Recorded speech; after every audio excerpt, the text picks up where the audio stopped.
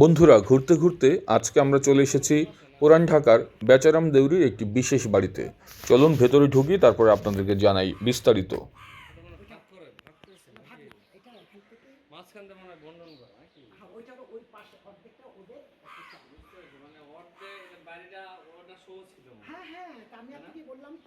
আসসালামু আলাইকুম।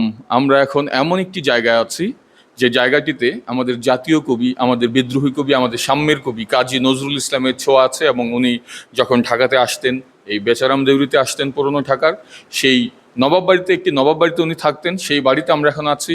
সেই বাড়িটির নাম এখন হয়েছে ইমরান হেরিটেজ হোম। এই বাড়ির যে বংশধর, নবাব বাড়ির বংশধর, সেই ইমরান ভাই আমাদের সাথে আছেন। ইমরান ভাই, আসসালামু আলাইকুম। আসসালামু আলাইকুম। যে আপনাদেরকে চিরকুটির থেকে আপনারা যে চিলাকোঠায় চিরকুট থেকে যে আপনারা এখানে আবৃত্তি এবং প্লাস এখানে যে আপনারা লাঞ্চ করবেন, উপভোগ করবেন, এই বাসার প্রতিটা কোনায় কোনায় ইতিহাস জড়িত এবং ঐতিহ্য জড়িত। আমি যেখানে দাঁড়িয়ে আছে, যেখানে আপনার সাথে আমি কথা বলছি, সেই পালং, যে পালংয়ে আমাদের ভারত বিখ্যাত নেতাজি সুভাষচন্দ্র বোস থেকেছেন একাধারে 3 মাস 4 মাস। এখানে থেকেছেন আমাদের কিংবদন্তি জীবন্ত চিত্রশিল্পী এস এম সুলতান। এই পালংয়ে থেকেছেন আমাদের সাম্যের কবি, চেতনার কবি, আধ্যাত্মিক কবি, বিদ্রোহী কবি কাজী নজরুল ইসলাম। 1926 সনে উনি সর্বপ্রথম এই জমিদার বাড়ি আতিথেয়তা গ্রহণ করেন। উনি ইলেকশন করেছিলেন স্বরাজ দলের ভারতীয় মুসলিম সদস্য পদপ্রার্থী হিসেবে, এবং উনি একাধারে এই পালংয়ে থেকেছেন 3 মাস 4 মাস। এবং এই জমিদার বাড়ি থেকে আমার দাদারা খান সাহেব মৌলভী আবুল হাসনাত আহমেদ এবং আমার দাদা আবু জাফর জিয়াউল হক ওরফে নাবলক মিয়া, উনারা নজরুলের সাথে আত্মার সম্পর্ক ছিল। নজরুল এখানে বেচারাম দিতে শুধু একবার আসেন, পরপর 3 বার এসছেন। এবং 3 বার এসছেন, প্রথমে 26 সনে এই জমিদার বাড়িতে, আবার পরবর্তীতে 1934 সনে আবারও আসেন। বেচারামদেরই বাগান বাড়ি বাগিচায় বসে ওনার বিখ্যাত গান রচিত করেছিলেন, গেয়েছিলেন, বাগিচায় বুলবুলি তুই ফুল শাখাতে রেশমি আজ দোল। সেই গানটি 1934 সনে বেচারাম দেউরি বাগান বাড়ি বাগিচা বসে রচিত করেছিলেন, গেয়েছিলেন। আবারও নজরুল আসেন 1943 সনে বেচারাম দেউরি, যেটা আজকাল আমরা পায়রা চত্বর হিসেবে চিনি, কিন্তু আসলে এটা বটগাছ এখানে ছিল, এটা বটগাছের চত্বর বলা হতো। এই বটগাছের এখানে 1943 সনে দুর্ভিক্ষ হয়েছিল।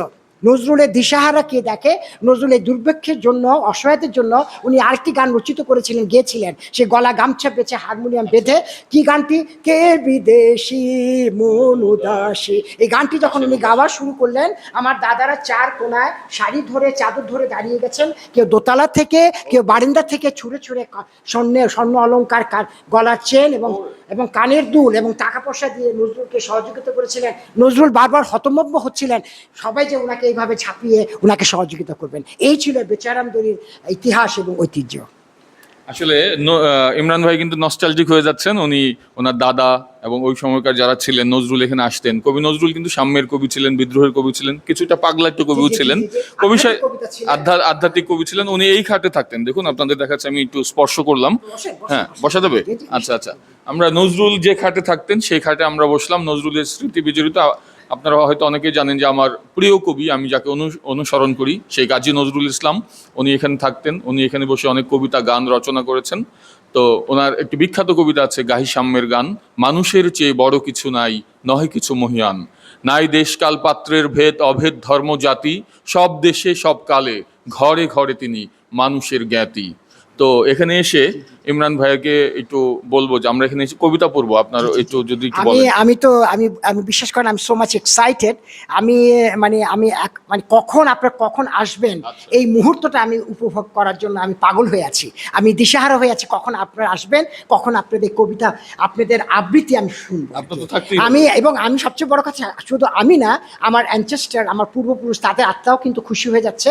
এবং তাদের আত্মা এমন খুশি হচ্ছে, তার পাশাপাশি সবচেয়ে বড় আত্মা খুশি হচ্ছে আমাদের নজরুলের। যেহেতু নজরুল এই পালংয়ে থেকেছেন, এই বাসার আতিথ্যতা গ্রহণ করেছেন, আমার মনে হয় ওনার আত্মার তৃপ্তি, উনি অনেক শান্তি পাচ্ছেন। এবং ওটা ওনার কবিতাগুলো এখানে যখন আপনারা পেশ করবেন, যখন আপনারা গেতে কবিতা আবৃত্তি করতে থাকবেন, আমার নজরুল, আমার চোখ আন্ধা, আমি দেখতে পাই না, কিন্তু নজরুল ঠিকই এখানে উপস্থিত থাকবেন, কারণ উনি আধ্যাত্মিক কবি ছিলেন, উনি আল্লাহর খাস বান্দা ছিলেন। সেজন্য নজরুল আমাদের এই কবিতা আপনি যখন পাঠ করবেন, এখানে আবৃত্তি করবেন, নজরুল এখানে উপস্থিত থাকবেন। এটাই আমার ইমান, এটাই আমার আকীদা, এটা আমার বিশ্বাস। অনেক ধন্যবাদ। এখানে আমরা শুধু জাতীয় কবি কাজী নজরুল ইসলামের স্মৃতি বিজড়িত এই বাড়িতে আসতে পেরে নিজেকে খুব ধন্য মনে হচ্ছে। এছাড়া ভারতের স্বাধীনতা আন্দোলনের অন্যতম নেতা নেতাজি সুভাষচন্দ্র বসু কিন্তু এই বাড়িতে এসেছেন এবং থেকেছেন, তা জেনেও খুব ভালো লাগছে।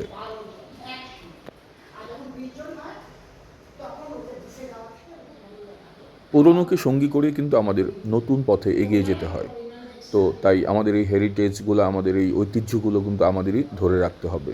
তো এই বাড়িতে আসতে পেরে অনেকটা নস্টালজিক হয়ে যাচ্ছিলাম, সেই পুরনো দিনে ফিরে যাচ্ছিলাম, মনে হচ্ছিল আমি এখন আছি সেই অতীত দিনে। মাই ভিউয়ার্স, আমি যেখানে দাঁড়িয়ে আছি সেই বিখ্যাত টেলিস্কোপিক টেবিল, যে টেবিলে বসে অনেক ইতিহাস এবং ঐতিহ্য জড়িত। এখানে আমাদের ভারত বিখ্যাত নেতাজি সুভাষচন্দ্র বসু থেকে শুরু করে হোসেন শহীদ সরওয়ার্দী, শের বাংলা, আমাদের বাংলার বাগ শেরে বাংলা একে ফজলুল হক, মৌলানা আব্দুল হামিদ খান ভাসানী, বঙ্গবন্ধু বঙ্গবন্ধু বঙ্গবন্ধু শেখ মুজিবুর রহমান, আমাদের জাতির পিতা বঙ্গবন্ধু শেখ মুজিবুর রহমান, আমাদের কিংবদন্তি জীবন্ত চিত্রশিল্পী এস এম সুলতান, নজরুল, ওনারা এখানে মিটিং করেছেন। এখানে বড় বড় সিদ্ধান্ত হয়েছিল এই টেবিলে বসে, টেলিস্কোপিক টেবিলে বসে। এটা হার হামেশা সবসময় আমাদের হল রুমে থাকতো। এটা এখন এখানে আমরা এটাকে সেট আপ করেছি। এখানে অর্ধেকটা, এটার নাম কেন টেলিস্কোপিক টেবিল, এই টেবিলটাকে ছোট করা যায়, বড় করা যায়। ক্যামেরার লেন্স যেভাবে আমরা লেন্সটাকে ছোট করি, বড় করি, এই টেবিলটাকে same as it is, same system, এইটাকে ছোট করা যায়, বড় করা যায়। এই কারণে এই টেবিলটার নাম হচ্ছে টেলিস্কোপিক টেবিল। আজ থেকে 300 বছর আগের। এটা অর্ধেকটা এখানে বিছানো আছে, বাকি অর্ধেকটা আমরা আমাদের স্টোর রুমে যত্ন করে উঠিয়ে রেখেছি আর কি। সময় করে আপনি কিন্তু বেরিয়ে আসতে পারেন এই বাড়িতে। অসংখ্য ধন্যবাদ সবাইকে।